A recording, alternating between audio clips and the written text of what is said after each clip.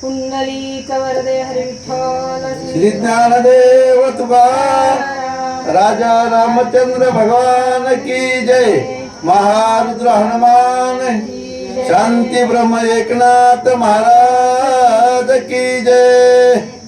ऐसा करोनी निर्धार तृप्त करावया वाढणार सरसावला रघुवीर विधी साचार लक्षोनी। ऐसा करोनी विचार, देव फार विचारवान आहे आणि देव क्षणोक्षणाला विचार करीत असतो, तेवढं हे ब्रह्मांड चालवतो। अशा प्रकारचा विचार त्याच भगवंत रामाने केला आणि विचार केल्याच्या नंतर सांगितलं कसल्याही प्रकारचा विचार न करता सगळ्या वानराला सुख द्यायचं। वानर भुकेचे त्या भुकेल्या वानराला जीव घालायचं। राम म्हणून विचार केला, राम सरसावने सांगायला सुरुवात केली। लिंग पूजे वाचून जाण करिता नये फळ भोजन हो लौकिक वाढला संपूर्ण लिंग निर्माण करू येथे। सांगितलं रामप्रभूंच्या मनातला विचार आहे। भगवंत रामप्रभू म्हणतात पूजा केल्याशिवाय कसल्या प्रकारचं फळाचं सेवन करू नये। मान्य आहे म्हणले, मला मान्य आहे, पण आपण त्या प्रत्यक्ष महादेवाच्या लिंगाचीच निर्मिती तर करूत ना। अहो एखादा दगड जर हातात घेतला तर शेंदूर पुसाचा देव तयार होतोय ना। आपली भावना तशा प्रकारची असायला पाहिजे। राम म्हणतात आपण महादेवाच्या लिंगाची निर्मिती करू आणि वानराला सुखी करू, अशा प्रमाणे सुरुवात केली आहे।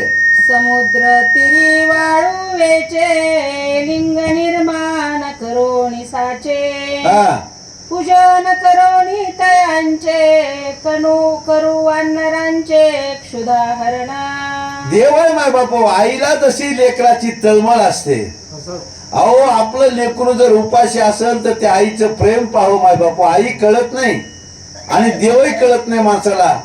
ज्यावेळेस सांगितलं आईचं एखादं लेकरू जर सुदेनं भुकेनं याकुळ आहे तर त्याची आईची तळमळ पाहत्याला जीव घाजेपर्यंत कशी असते ते।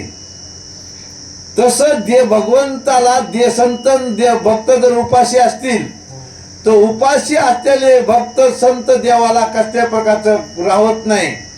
राम म्हणतात अरे इथं वाळू आहे, या वाळूचं आपण काय करू तर महादेवाची लिंग पिंड तयार करू आणि पिंड तयार करून या वाळूच्या महादेवाच्या लिंगाच्या पूजेचा आपण पूजा करू आणि पूजा केल्याच्या नंतर वानर भुकेने व्याकुळ झालेत, माझे भक्त भुकेने व्याकुळ झालेत, माझ्या भक्ताला या ठिकाणी असं सुंदर प्रकारचं जेवण घालून सांगायला सुरुवात केली आहे।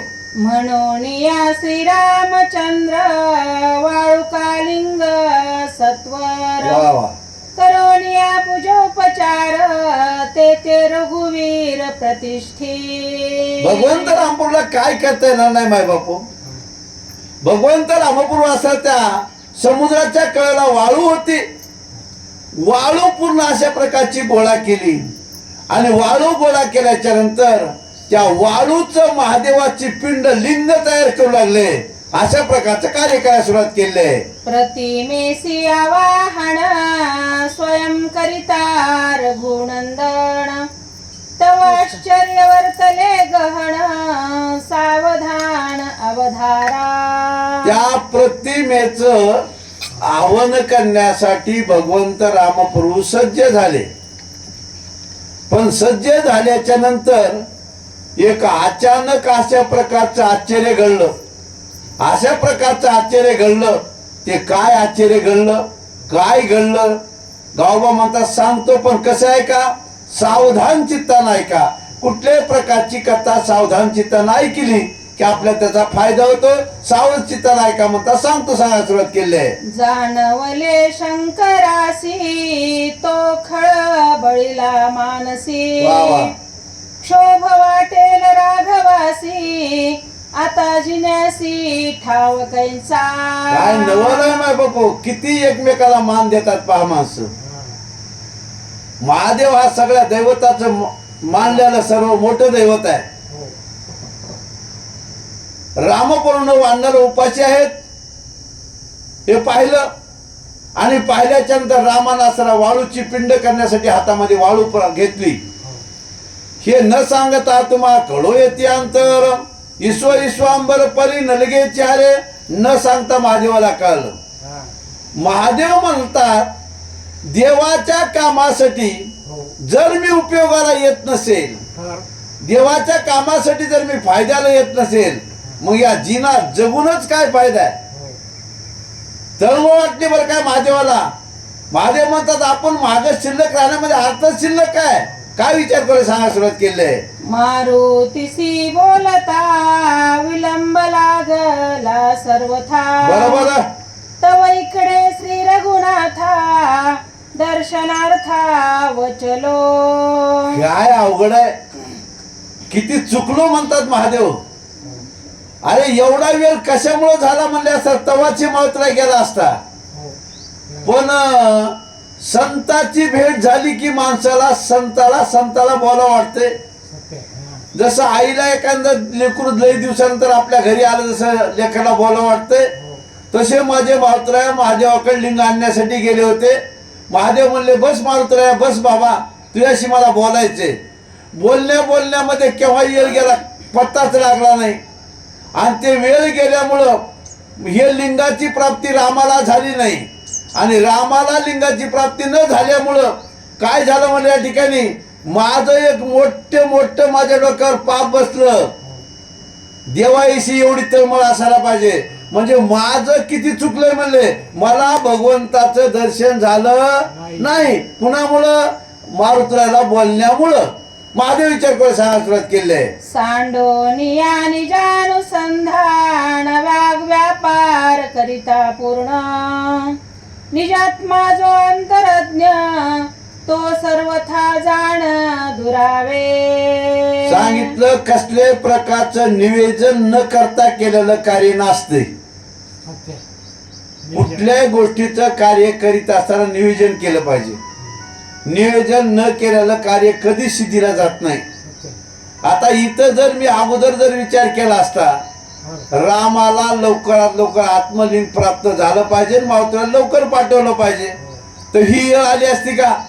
रामाचं दर्शन मला घडलं असतं, राम सुखी झाले असते, वानर सुखी झाले असते. चूक झाली माझी विचार करून सांगा सुरुवात केली आहे. वृथा करिता तोंड पिटी कायसी साधनांची गोष्टी, ते साध्यासी कैची भेटी वृथा वटवटी नागवना. माणसानं काय बोलावं हा सध्या विचार केला पाहिजे. ज्या बोलण्यामध्ये एकही रुपयाचा फायदा नाही, ज्या बोलण्यामुळं कसल्या प्रकारची देवाची प्राप्ती नाही. आणि बऱ्याच जणांना ही सवय असते बा, उग बडबड करायचं, त्याचं कोणी ऐकतही नाही, काहीच नसते, त्या बोलण्याला कुठला अर्थ नसतोय. म्हणजे एवढ्या प्रकारचं आपण बडबड केलं, त्या बोलण्याचा एकही फायदा झाला नाही. आणि खरं सांगतो आपल्या बोलण्यामुळं काही ते दोघाचा तिघाचा चौघाचा तरी फायदा व्हावा. उग बडबड दिवसभर केलं, एकही कामाला त्याचा शब्द आला नाही, काही त्या बोलण्याला त्या वागण्याला बडबड करण्याला काही अर्थ आहे का? तसंच झालं म्हणतात. माझ्या ठिकाणी सांगायला सुरुवात केली आहे. साध्य आखळे संपूर्ण तव सज्जनाशी करावा प्रश्न, पावलिया निज खुण वाग व्यापार जाण करावा. हो, सज्जनाची लक्षण ओळखलं पाहिजे, चांगल्याची गुण ओळखले पाहिजे, आणि मग त्याच्याशी व्यवहार केला पाहिजे. व्यापार म्हणजे व्यवहार. व्यापार कसा केला पाहिजे? पुढच्याच आपल्याला कळालं पाहिजे का नाही.